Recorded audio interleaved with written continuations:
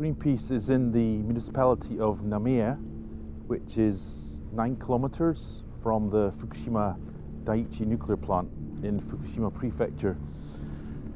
And we're approaching the 5th anniversary of the earthquake, tsunami and nuclear disaster at the Fukushima nuclear plant. This municipality of Namie was home to nearly 20,000 people on March the 11th, and on March the 12th they were all evacuated.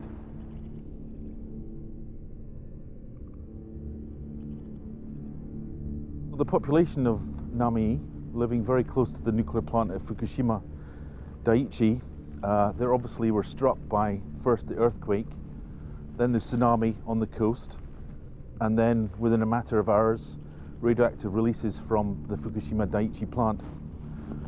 It was only on the 12th that they were finally evacuated. 20,000 people basically scattered across Japan. And what's happened since is that those citizens have been trying through a resolution process to get compensation from Tokyo Electric, the owner and operator of the Fukushima Daiichi plant. Unfortunately, Tokyo Electric is supposed to comply with this resolution process and the recommendations they make. But in 2014 and only last December 2015, Tokyo Electric rejected demands for increasing compensation. And what we're talking about is $450 extra per month for each citizen in Namie across Japan, living in evacuated homes, having lost everything. And Tokyo Electric basically concluded they shouldn't have to pay that money. It amounts to about $105 million every year. This is a nuclear company that caused a nuclear meltdown.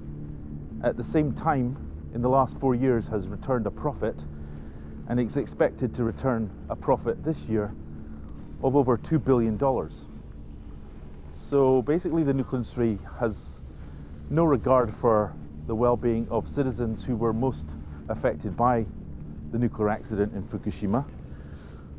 They're continuing to generate profits, and here we have the result. A town that's been here, community living here for over 1,500 years, utterly devastated.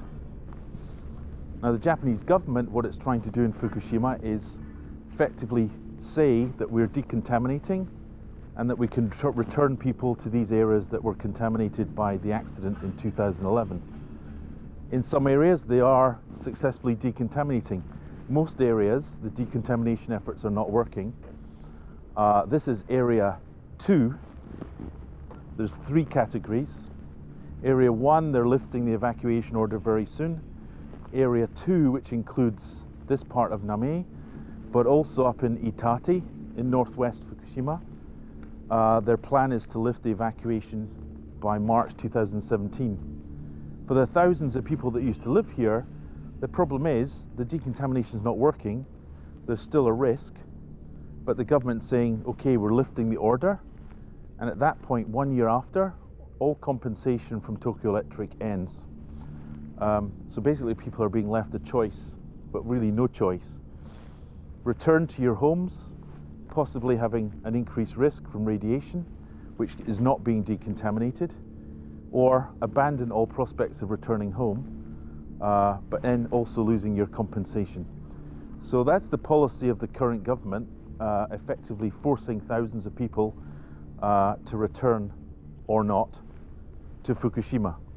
And there's a very clear objective. That is, 5 years after Fukushima, the nuclear accident began, the government is saying we're returning to normal.